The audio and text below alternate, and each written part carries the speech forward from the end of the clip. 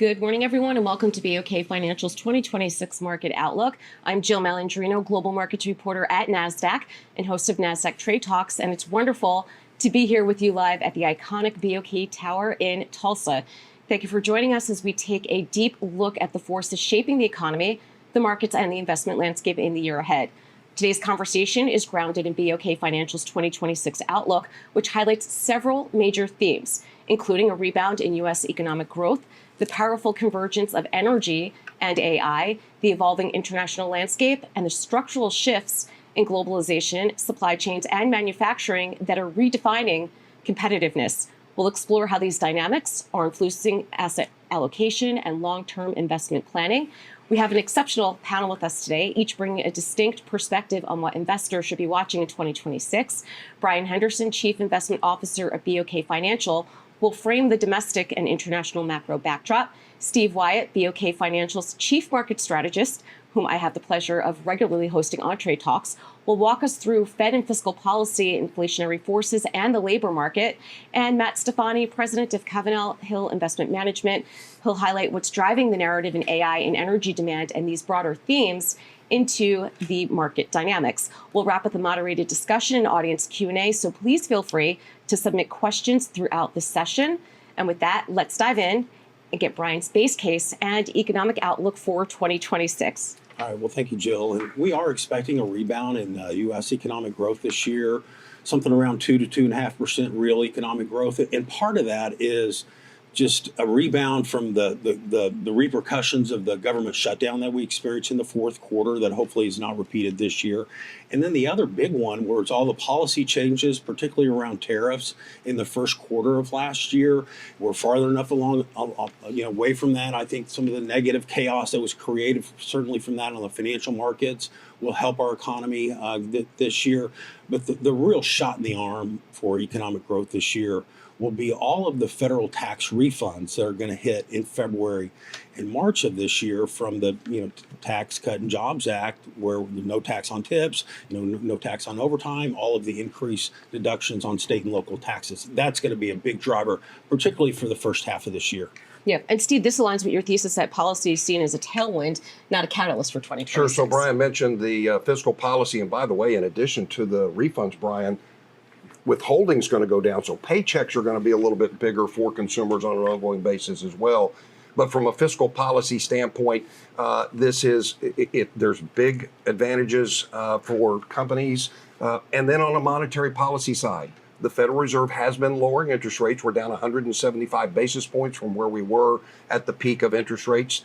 They started lowering in September of 24. We know there's a lag in monetary policy. So that's been a tailwind, and then they eased again 3 times in a row in the last 3 meetings of last year. That's going to be an ongoing tailwind as we think about a monetary policy boost to to our growth outlook in 2026. Yeah, and Matt, certainly another catalyst is CapEx that we're seeing out of the enterprise. Sure. So if you look at the economy and you look at the consumer, and the consumer looks good, and you look at government spending, and it looks to be a tailwind this year.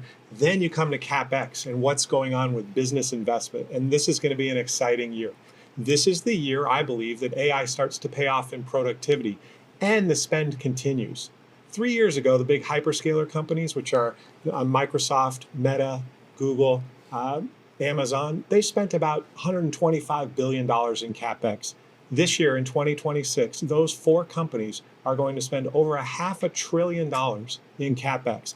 And CapEx will lead to other spending in the economy. You're going to have to build power around that as well. So I think there's a real story to be told around capital spending in the United States over the next year or two. Yeah, and Steve, it certainly tells a story about the potential of the labor market as well as the workforce is reskilled, upskilled to appropriately satisfy these initiatives.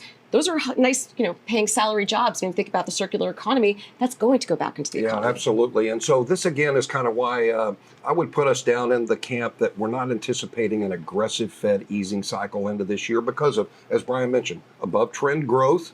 And as we think, even though that it's been the job market as why the Fed has been easing monetary policy, their idea that the risk to the outlook for job growth has slowed. We know that. We're kind of in this low hire, low fire type of environment. But just yesterday or this morning, we got jobless claims out on a workforce of 171 million, less than 200,000 on a weekly jobless claim. That's just it's generationally low. So as we move forward, we anticipate the economic growth broadens. That's going to support the labor market. The labor market's what's going to support GDP. They're 2/3 of our GDP. So yes, it all kind of fits with this idea of an expanding economy, keeping the labor market in a position to support consumers and a Fed that will ease some, but not a lot. The other thing about the labor market in these Fed rate cuts is just to kind of think about what the policies on immigration. When you have 3 million less people coming into the country, you have all the retirees that are barely offsetting, new entrances into the labor market, and even with that hit to supply, the unemployment rate did actually, increase this year.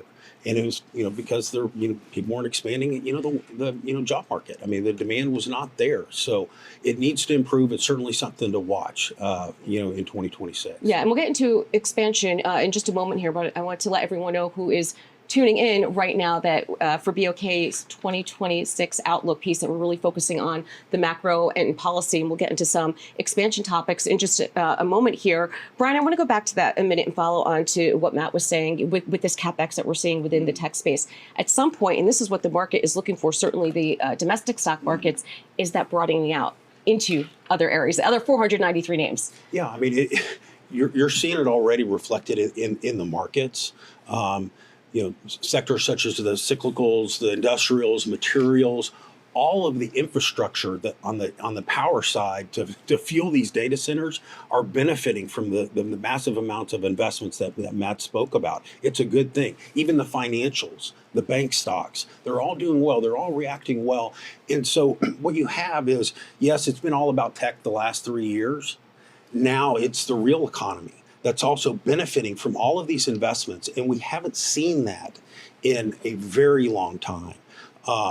We've finished through after the financial crisis, this low inflation, low commodity prices, low home prices, and all of that, and that's all changing now because now you have both tech and basic materials and commodities that are needed to fuel the investments that need to be made on the tech side, benefiting as well.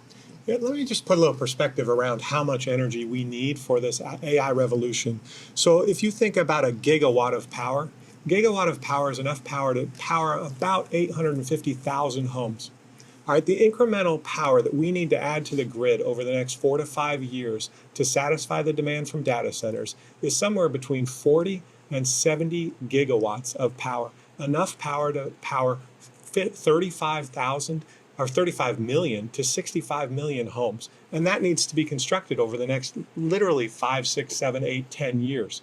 And so as we approach the economy as a whole, what started as a big boom inside the tech industry, buying semiconductors, buying servers and tech equipment, is now moving into the real economy. We're going to need to build these power plants. We're going to need steel. We're going to need copper. We're going to need concrete. And so what that's doing is it's broadening out what this spend started as. So it began as a tech investment. It's now broadening into an infrastructure investment in the United States. Yeah. And I think Matt and Jill, to just carry that back into the labor market and our outlook for that to improve, it's going to take people to build this stuff out. Look, AI is a huge benefit from a productivity standpoint. But this type of investment that we're talking about, this is the need to construct all this and the skilled labor. We've got a shortage of that. That's where unemployment's really low, but that's a huge opportunity for people and the economy as we move forward to build out this infrastructure. And I think it all plays into this idea that as we improve the infrastructure and the base of our economy, that just puts us on a sustainable path for growth going forward. In addition to just setting tax policy to incentivize these type of investments, the federal government is also making direct public equity investments to make sure this happens. That's how important this is, because it does. I mean, it ties into national security. Some of the trade deals that were made on the tariff side, we're seeing foreign countries that have committed to helping us build out some of this basic infrastructure. And one of the technologies that I'm sure is going to be a big part of this build out of power is nuclear power. Well, we haven't built a reactor successfully in the United States in some time. So to Brian's point, the federal government is ponying up $80 billion to build 10 full-scale nuclear reactors with the intention that they may end up owning and operating those reactors for some time, just to jumpstart that industry, just to bring people back into an industry that was really big in the 60s, 70s, and 80s, but basically went dormant for the last 25 years. I think it's going to take a few things here. One, it's going to have to be constructive policy shifts. I think it's going to have to be public-private partnerships so this can be effectively managed. And looking at the energy sector specifically, it's not going to be a one-size-fits-all solution. Whether it's nuclear, wind, solar, it's going to be, for redundancy purposes, it's going to be a multitude of different types of energy as the need sees fit. That's right. And what's so interesting about what's taking place right now is that because it's driven by the tech industry, you have some really brilliant minds focusing on what can we do to make our infrastructure more resilient. Because again, data centers run 24/7. They basically run at steady state power demand.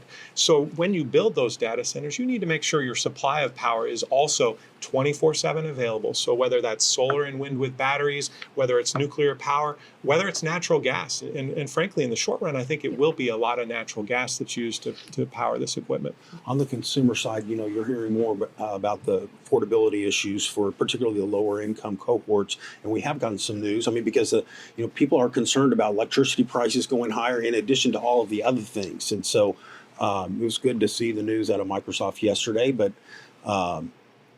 that is definitely a concern for the consumer, and is another hit to the lower income if those prices go, higher. So. And that's probably the biggest risk, Brian, to inflation. And Steve, you'd probably agree that this electricity costs are a big variable right now. And so you did see Microsoft come out yesterday and say, hey, we're going to make sure that when we add demand to the grid, we are paying our share, and that demand does not get spread over residential consumers, despite the fact that there have been pockets of the United States where rates have gone up quite significantly. Yeah, they certainly have. And again, it comes back to that public-private partnership where you have the nimbleness of the private sector, but you need the scale at the public sector. You need the buying, you need the policy shifts. And I think now more than ever, it can't be binary forces, that it's all going to have to come in together here. And academia, R&D, put that in there as well. It's going to take a constructive effort. But I want to go back to affordability for a moment here. And I think this is something that's going to be a key issue that I would anticipate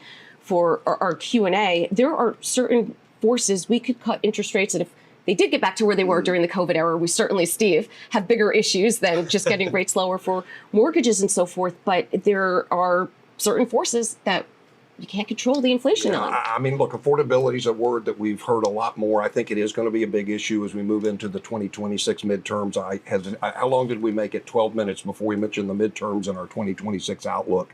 But affordability is an issue. And Brian mentioned briefly the K-shaped recovery, the idea that we have some parts of our populace doing very well and other parts are really struggling. If you've been fortunate enough, Jill, in the last 5 years to own your home and be invested in stocks, this has been a pretty good period. You've outpaced, your net worth has grown faster than inflation. The hard part is the bottom 50% of wage earners in this country only own about 5% of all the financial assets. So that's where this affordability issue is really coming to the fore.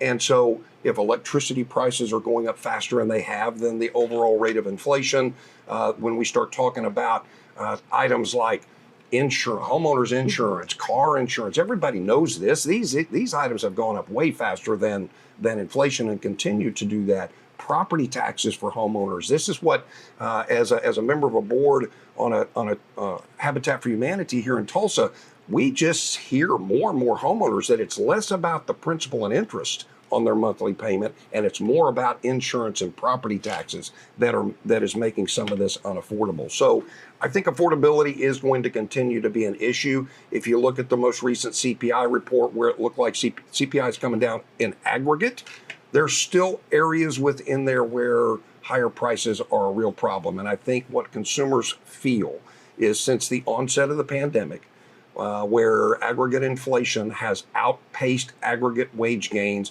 we all know it, we're paying more and we're getting less, and we've lost spending power. And that is going to continue to be an issue for us as we go forward. Yeah, tariffs don't help. The situation when you're trying to bring down costs of goods. Fortunately, we've probably seen the bulk of what we're going to get out of tariffs, but that doesn't help because it still keeps the overall price level cost of the unit of the good, relatively high. It perhaps allows the Fed to cut rates, as Steve said, and so you've got to increase supply. You have to continue to, which is going to be very interesting, I think, for our country because you see us.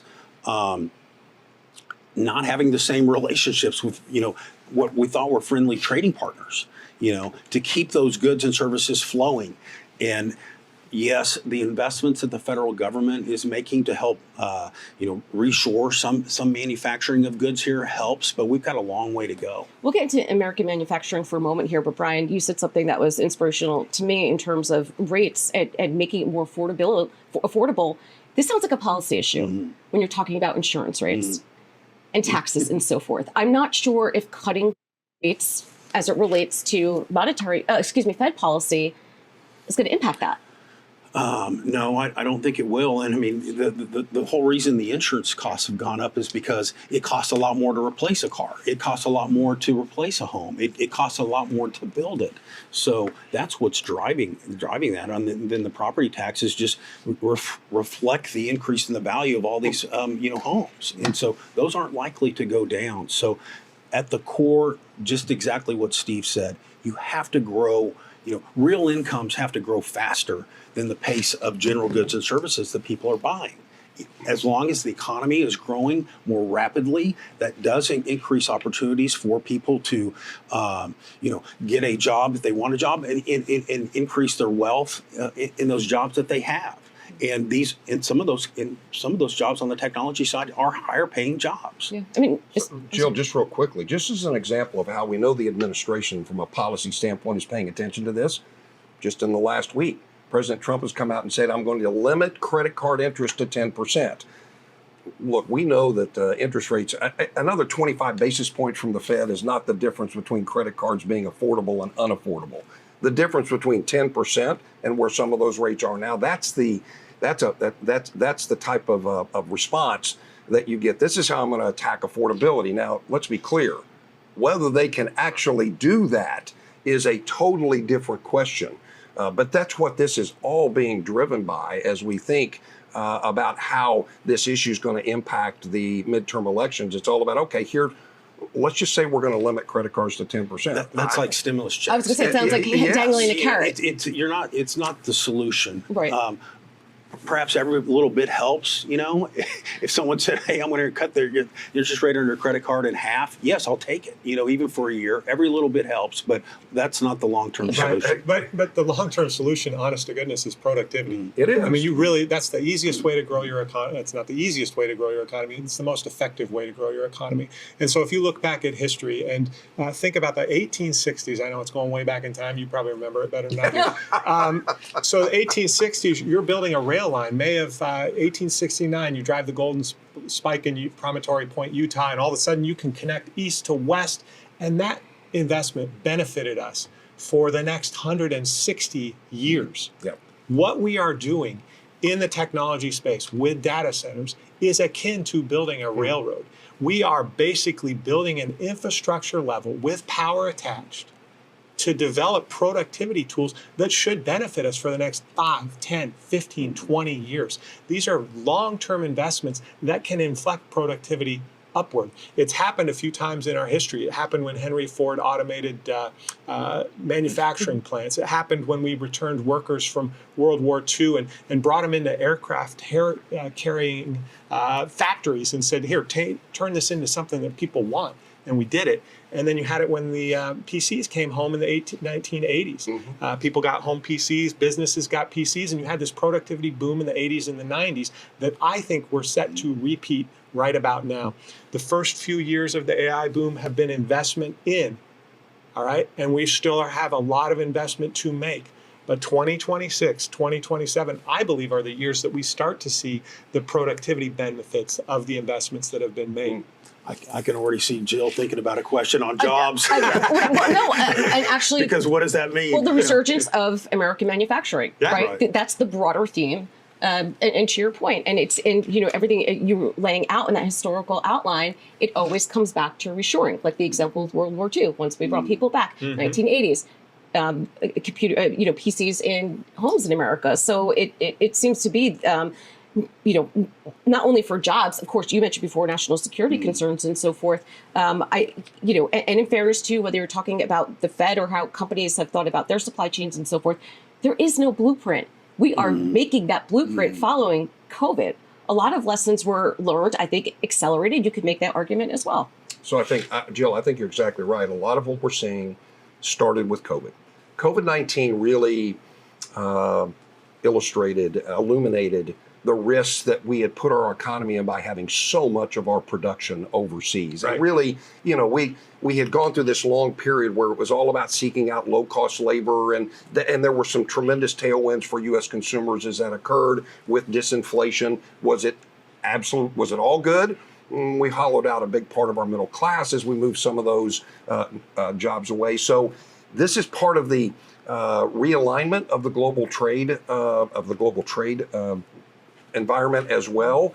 And we kind of are approaching this, I would say, I don't know, Brian, maybe it's almost like we've got a stick and a carrot approach here. Look, tariffs are the stick. I think about this.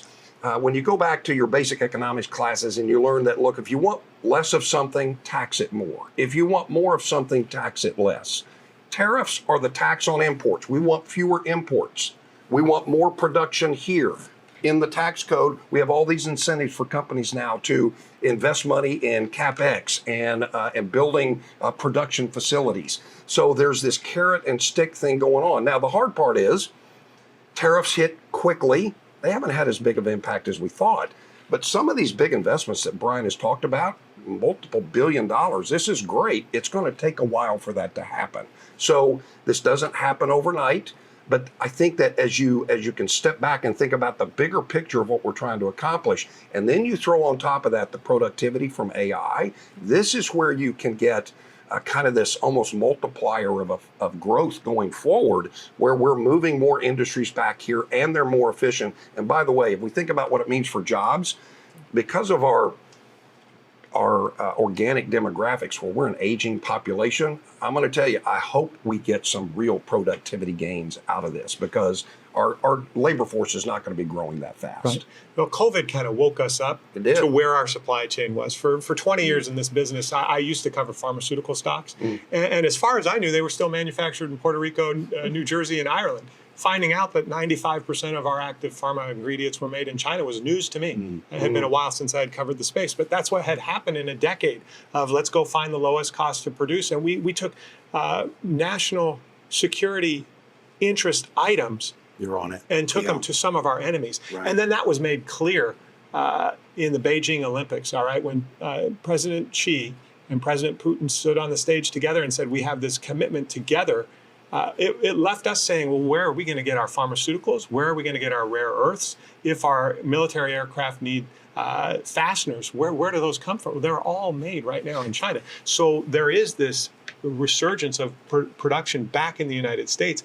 And with it, we're going to bring those high value items back to the U.S. I don't think we're going to be making T-shirts here, but I think we'll be making things like fasteners that are used on F-35s. I think those are all coming back domestically, because we now see here's our vulnerability. When there's one world leader and it's the United States, you can spread production around the world. When you start to see, hey, this is a multipolar world, and there are countries lining up behind China and Russia and countries lining up behind the United States, we need to make sure we have a supply chain that's durable and sustainable. I think this geopolitical issue is going to be with us for a while. It's one of the most important things that has changed, that has occurred.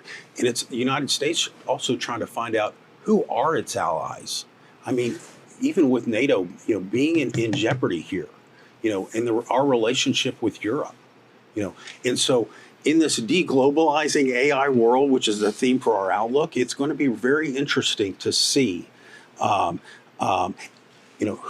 can we rely on that we don't have physical, manufacturing of key elements that don't make sense for us to have, but who are our friends that we don't have direct control, but we think those, those are dependable supply sources. Right. So, and we'll continue that theme in just a moment, but I want to welcome everyone back, and those, of course, who are joining us now. The key themes that we've been covering for BOK Financial's 2026 outlook really has been around national security, geopolitics, and how that's reshaping not only the workforce, but global trade dynamics. And I want to go back to that theme for a moment here, Brian.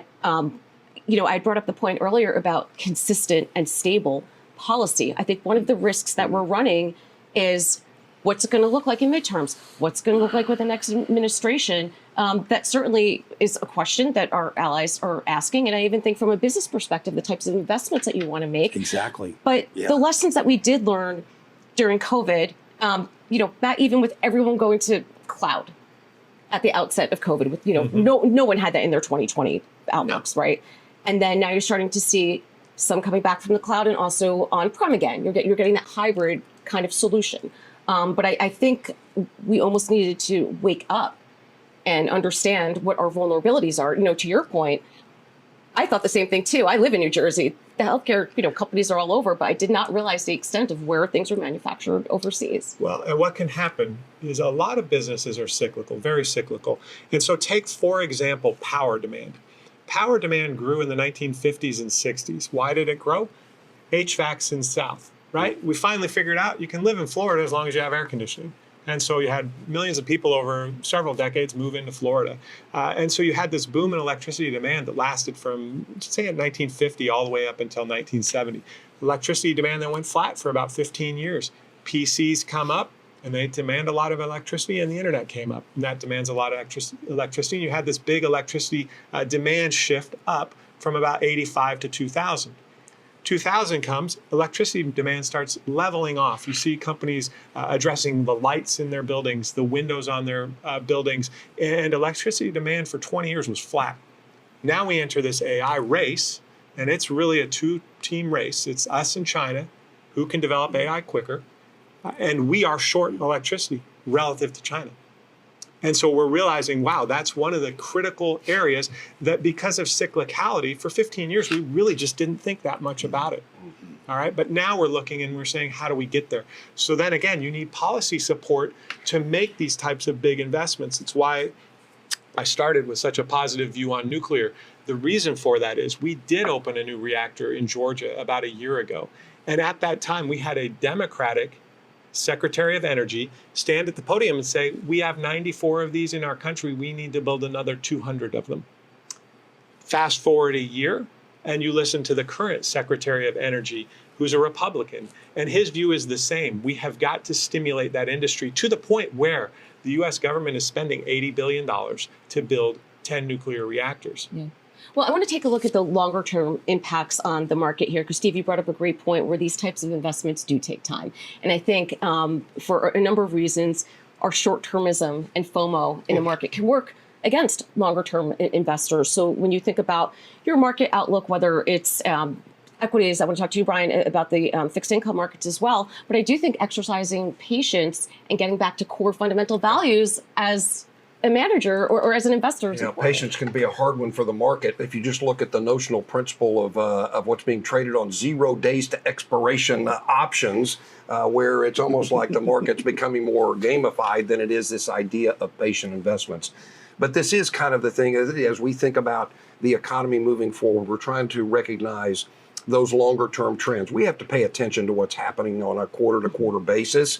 And look, as optimistic as we are on the economy and some of this happening, that doesn't mean the market's going to go straight up. There's going to be we're not naive. Look, for all the investment that we're making in AI that Matt's talked about and all the reasons why we're doing that, not every one of those investments is going to be profitable. That's right. I mean, That's you've got to, at the same time, these companies know that they have to take that chance. They have to make that investment. And if that particular investment doesn't work out, over time, it probably will be additive to what we're trying to accomplish. And so I think that this is We live in this kind of short-term versus long-term environment. We understand that. That's how we think about managing risk and pursuing returns. But I think the bigger issue, keep your eye on the ball in the longer term. This is why we're just more optimistic. There's plenty of reasons to be pessimistic about some things that are happening. But longer term, that's why we remain optimistic. The patience is important, but as you kind of alluded to, hey, what if all these policies change? Yeah. How do I invest long term? And you don't know the answer to that. So when we're putting together our asset allocation models, and we're running through thousands of different scenarios and Monte Carlo simulations, it ends up with a portfolio that's very diversified across all these asset class, and that has paid for us in an age of a lot of uncertainty in previous decades. It's going to help us going forward. Last year, the start of the year, no one was expecting the international equity markets to outperform, the dollar to reverse and come down 10%, but that's exactly what happened. And yes, Make America Great Again. Actually, it was the international equity markets that were up over 30%. S&P still had a good year, but no one was looking for that. Right. I don't think that's going to repeat this year in 2026. Maybe the emerging markets collectively can do it, but I don't think you're going to see, at least in the calendar year 2026, the dollar go down. That gave those international investments such a big advantage last year. Right, but if you look at U.S. equity markets today, they're 23 times forward earnings, all right? So they're expensive relative to history. But if you look at the composition of those earnings, the earnings have become more and more less cyclical. All right, we've pulled cyclicality out of the business. Think of Microsoft, which is now one of the 3 largest companies in the world. $4 trillion, right? Yeah, Microsoft's earnings during COVID, they did not have a negative quarter. Think back to 1999, 2000, when PC sales declined because Microsoft used to sell packaged software. Their earnings declined by almost half in 2000, 2001. Now, because they sell everything as a subscription, all right, their earnings don't decline. So the valuation of Microsoft should be higher because it doesn't have cyclical earnings. That is an excellent point. Sure. And when you translate that and think about that on the macro side, it's no wonder these expansions are going on a heck of a lot longer than what they were in the past. That's right. Profits are not as cyclical, particularly in those industries. So, you're not seeing the mass layoffs and then the rehires. I think that has contributed to these long expansions. So when you look at the equity markets and you say, okay, we're started at an expensive point, but then you also consider earnings should grow about 15% this year. That's what expectations are. You can make the argument that maybe there's some multiple contraction and you get somewhere between 0 and 10% positive returns on the S&P 500 this year because of where the starting point is. But man, if I look out 5 years and I look at what's going on productivity-wise and what we're trying to do from both a policy side and from an investment side. Look, it's been a long time since there's been a big investment cycle in the United States, and we are in one right now. And those tend to lead to long expansions, less cyclical than what we've seen in the past expansions too. So I remain very optimistic on equities over the long term. I think what the key point is, and before I get to that, I just want to remind everyone to submit your questions so that we can answer, so we could hear from you what you want to know about longer term and how you're thinking about asset allocation, just as an example. But Matt, I think the key point that the three of you were making here is this isn't growth by multiple expansion, but it's the true fundamentals. It's coming through earnings. That's right. And that's really where the key is. And to your point, balance sheets for the most part, let's talk, large cap perspective at least, are strong, right? Yeah, balance sheets are strong. And honestly, the small cap companies that may have challenging balance sheets are getting rate cuts. Right. So you are entering a time period where it looks that this recovery should broaden. Yeah. I mean, that's what We're I would seeing expect. that in the earnings estimates, Jill. And so you can even look at it, even as we talk about the benefits of AI. Look, the performance has been fantastic. Maybe that slows down a little bit this year. But look at earnings estimates for the S&P 493, the non-Mag 7 names. That probably is going to start to outpace the earnings growth of the Mag 7 as we get to the middle of this year. And then as we look at mid and small cap companies, kind of to what Matt was talking about, some of the headwinds they've been facing are turning into some tailwinds. And so we're looking at earnings growth in those areas of the market higher than that of the large cap sector as well. So last year, large cap and international was what really drove that. Mid and small cap domestic were kind of the laggards of the two. We think that could change this year with mid and small caps, which they are the best performing part of the domestic market on a year-to-date basis.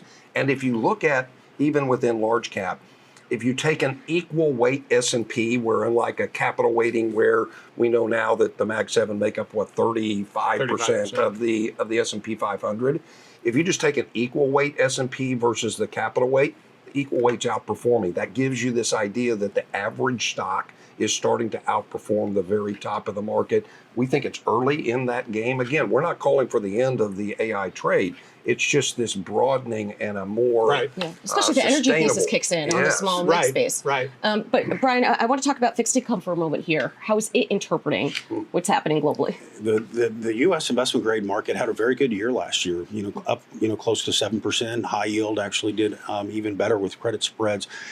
This year in 2026, we're despite all the optimism that I think is going to come through on economic growth and continuation of low downgrades and defaults this year, it's going to be difficult for the bond market to do much better than the 5% kind of coupons that U.S. investment grade. Even on the international side, I don't think you're going to see the downdraft in the dollar to really prop up the performance there. But the environment has been very, very good. We're seeing despite the high inflation, it's a nominal, GDP type world where payments on debt service are paid in a nominal way. That's benefited all this credit. The other thing that I think that'll happen though that we really would like to see, particularly on the private equity side, is you haven't seen as much M&A, not as much deal activity. So you see a lot of money trapped in private equity funds because interest rates have been high or credit spreads have been particularly high. That's starting to correct itself. And so our investments on the private equity side from that increased deal activity will also benefit from our investors, just increasing the cash flow off of those particular investments. Yeah, I mean, especially as a lot of these private equity investments, they have to start moving their money around and either take these companies public, which would be great from our perspective. I like that. Right. Well, I mean, because investors want exposure to these types of stories, and that's why you're seeing a big uptick in alternative investment interest as well. Yeah, I think the other part of that is you just look at the number of publicly traded companies out there today is less than it was 20 years ago. That's another reason you've seen these the amount of money invested in private equity increase is because there's just not as many public companies.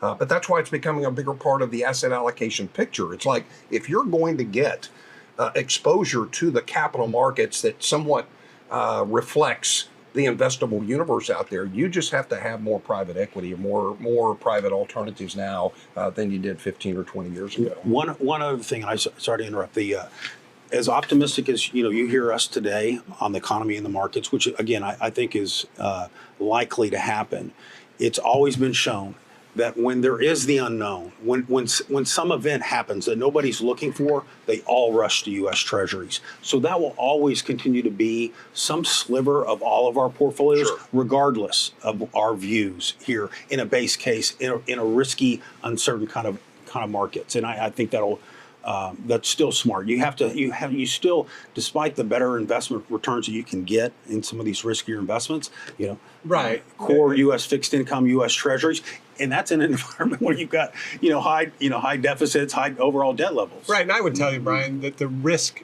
of a macro event, a black swan event that we can't predict, is much greater when your starting point is 23 times earnings on the S&P 500. So again, to explain why we have so much, or a portion of our portfolios in fixed income and in treasuries is exactly that.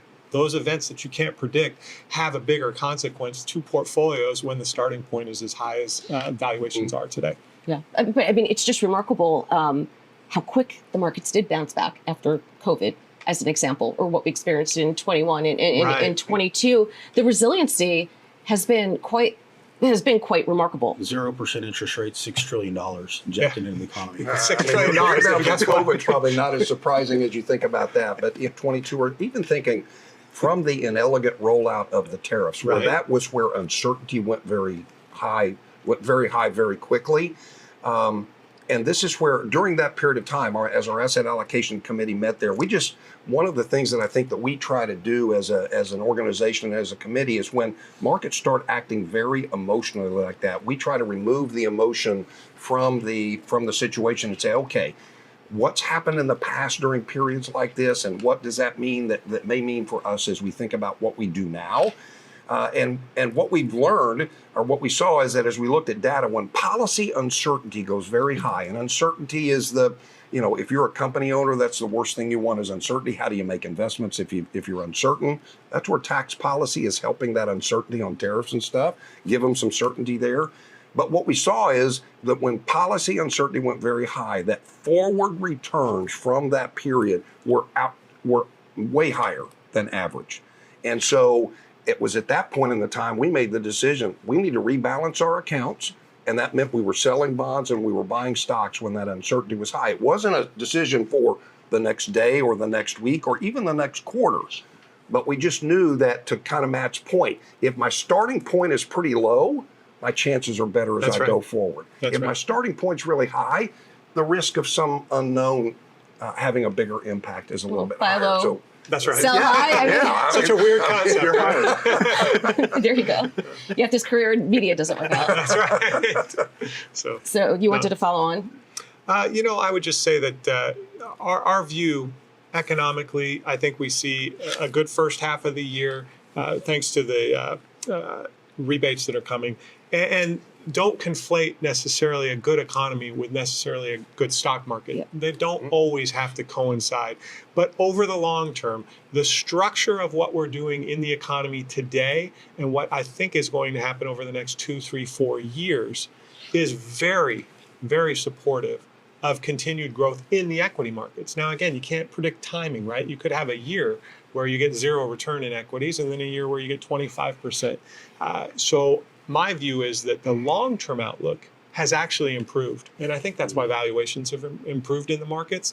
And I remain optimistic because of that. I think that the long-term, what we're doing in an investment cycle should benefit us not for 2 or 3 or 4, but for 5 and 10 and 15 years. And that's where I see Here's the other part of that, Jill, as we think about this. And look, I know you mentioned briefly, or Brian, it may have been you, about the amount of debt that we have outstanding.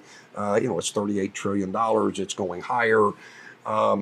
We will agree that growth is absolutely vital for us. That's where one of the reasons that, as we're optimistic on this growth, that's going to help us on our debt to GDP ratio. If we can have policies that just help us grow 0.5% more per year than today, I think, Matt, correct me if I'm wrong, but I think that the baseline growth rate in the economy is assumed to be about 1.8 to 2%, something like that. So when Brian says we can grow 2.5%, 50 basis points higher, if we can do that on a consistent basis, it makes our debt to GDP ratio way more manageable. That's not to say we probably still don't need to be trying to do some things from a fiscal standpoint as we move forward. I don't think any of us would sit here and say, we're not concerned about what we're doing from a fiscal standpoint, but it's not the end of the world. And that's where I think, as we think about the U.S. economy and as a growth engine, we're in a lot better position than a lot of other countries to be able to handle that. And growth reduces the risk. Growth reduces the risk, that's right.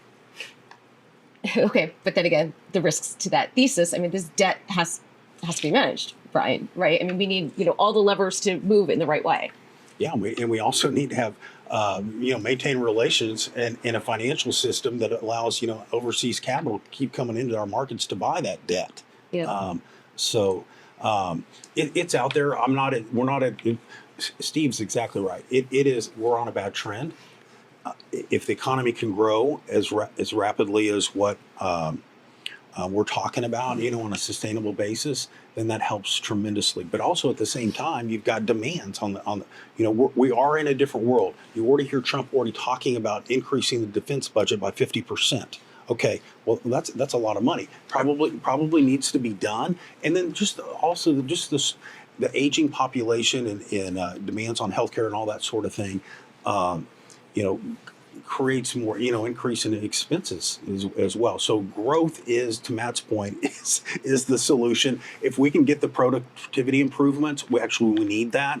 Then that is going to, in a tight market, slower population growth. That's the best path to go. Especially when you think about the realignment of the global economy, and this was the data point or the statement that really resonated with me from the 2026 report in terms of what's happening internationally, Europe more specifically, but policy flexibility, which has always been a roadblock for them, industrial reinvestment, supply chain dynamics, and influencing growth again across the regions.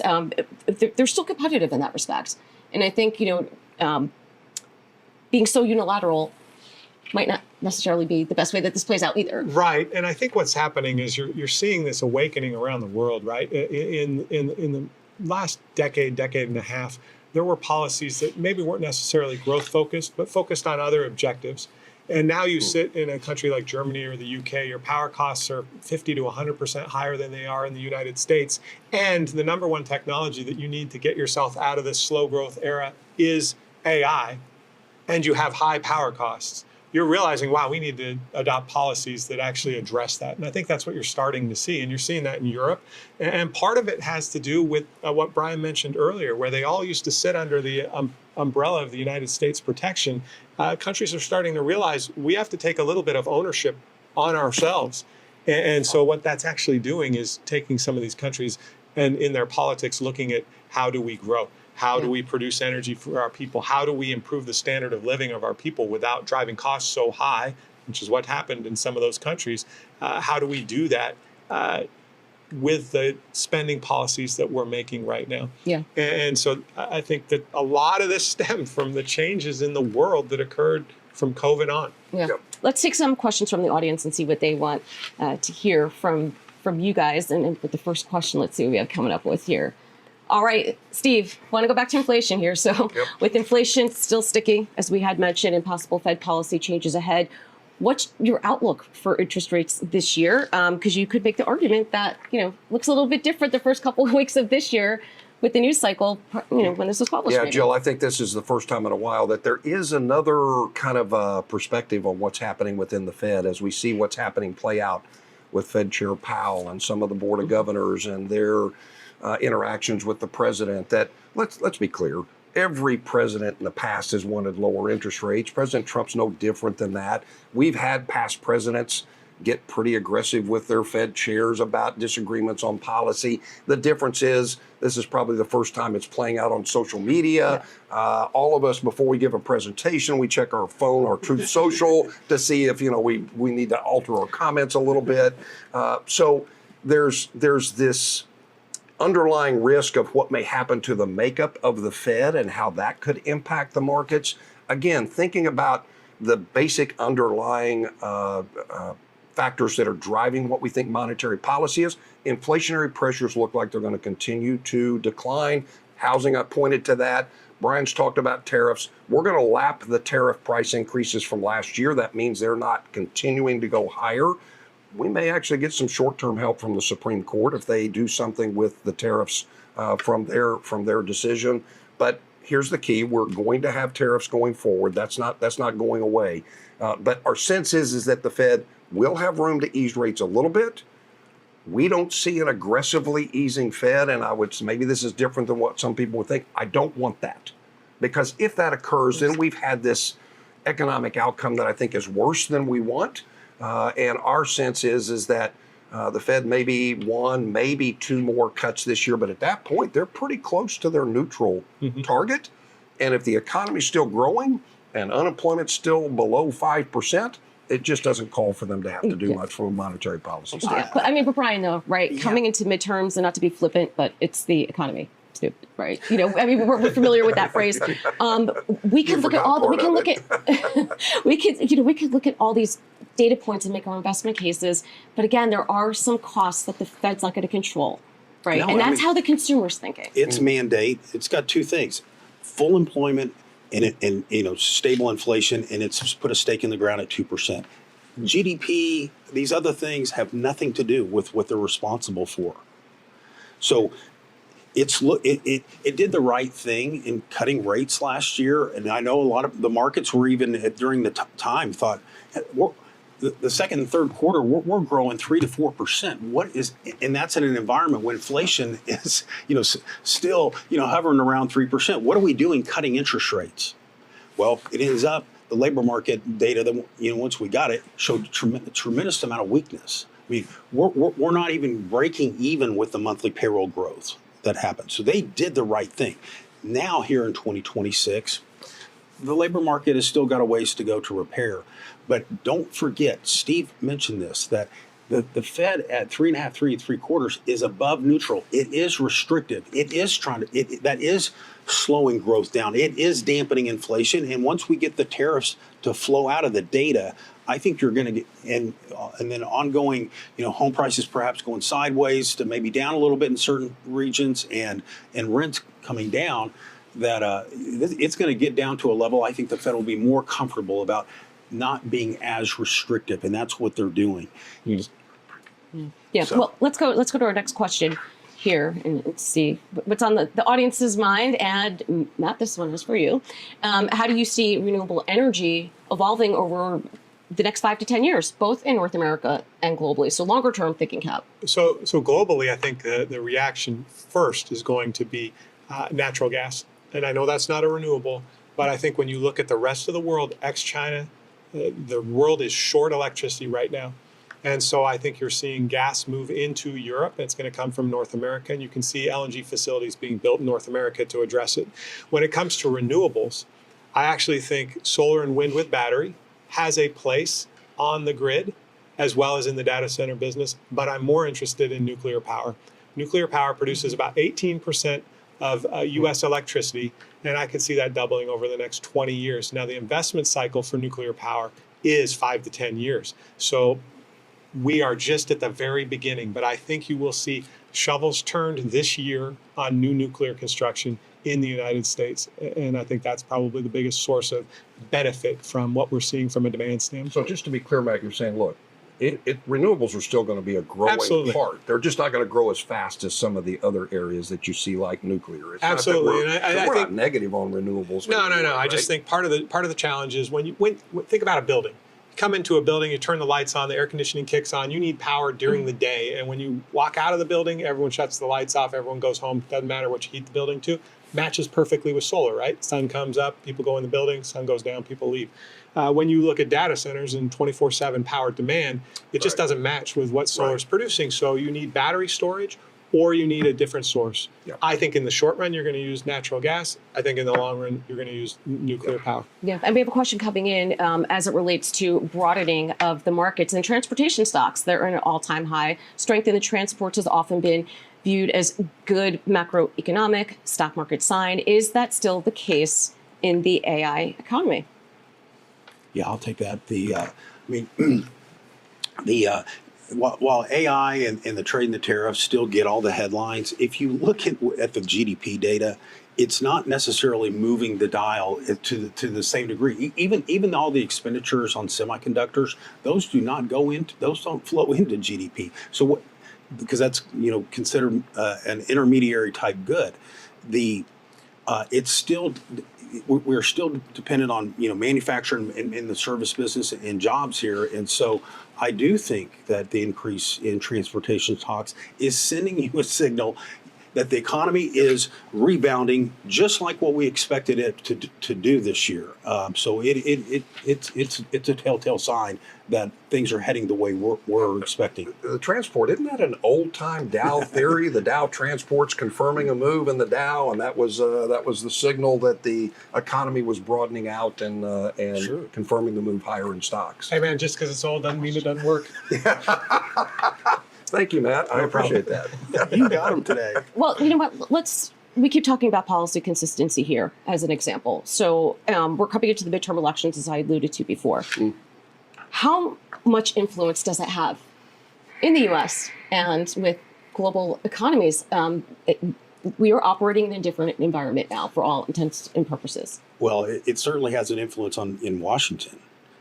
You see all of the attention shift from overseas, different military action, that sort of thing. And when affordability becomes an issue, there's a little more social upheaval, and Trump pivots to, hey, I need to help my people. I need to help us get through these difficult high cost living conditions. So it certainly got his attention, I think. Yeah, Stephen. In my mind, it's about execution and longer term strategy. As an example, capping credit card rates at 10%. you could, there's a number of reasons why that might be challenging to execute on. My concern is for the consumer. Now you start to think about alternative forms of financing.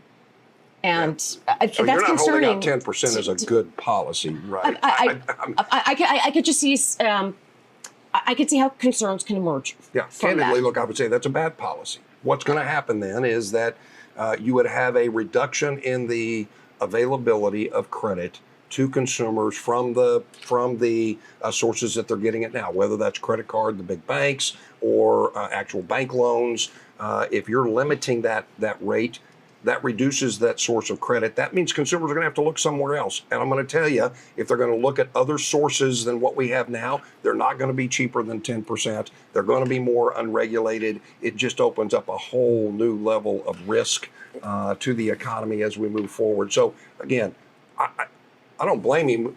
There are credit cards with rates that are usurious in nature, but just having a policy of saying we're going to limit the rate on it, I'm not sure that's not the type of policy that achieves the ultimate goal. Yeah. I'm thinking about it more from a consumer protection lens. Right. But time flies when you're having fun. So let's go with your final thoughts here. And Brian, if there's one thing that is going to be influential in 2026 as you think about your investment case, what's it going to be? I mean, number one is, watching the geopolitical situation.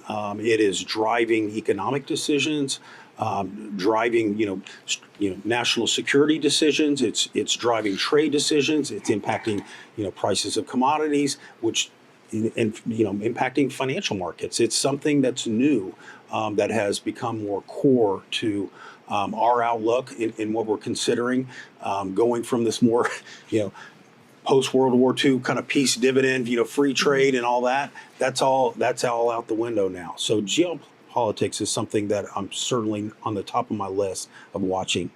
Yeah. Yeah. Okay. So since Brian took mine, and those are really hard to forecast as well. Look, I would say this, Joe. If somebody just said, Steve, you've got one indicator that you can keep an eye on that gives you an idea of what we're expecting from an economic growth standpoint, I'd point to credit spreads. They're the markets where investors, the growth rate on bonds is 0%. The only way to get a higher rate of return is to pay a lower price or increase the spread to treasuries. That's a very good indicator as to what bond investors are thinking. If credit spreads remain narrow, they expect low defaults. They expect companies to be able to pay their debt, and that would be a positive economic growth environment. If we start to see credit spreads widen and do that to any materiality, that would be, to me, a tell that we've missed something on our outlook. Yeah, that's a good point. Sure, and I think what I'm watching is actually jobless claims. Weekly jobless claims come out every Thursday, and I'm just making sure the consumer's still healthy. I feel like government spending, we know what it's going to be.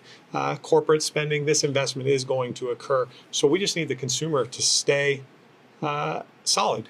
And so I'm watching jobless claims right now. What's your line in the sand? Yeah, 280,000. Go above 280,000, my whole thesis changes. Why? Because I think that tells you that employers are saying we're having margin pressure and we have to lay people off. And when you get to that scenario, that slows the economy down really quickly.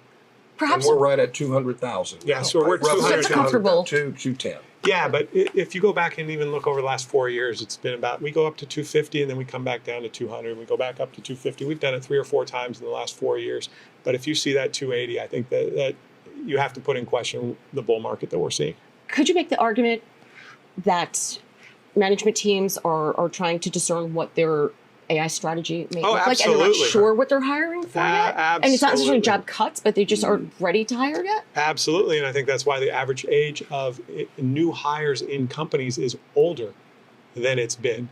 I think it's about 42 years old right now compared to 40. As far as just changing jobs, how old is the person that takes a new job? They're older than they were a couple of years ago.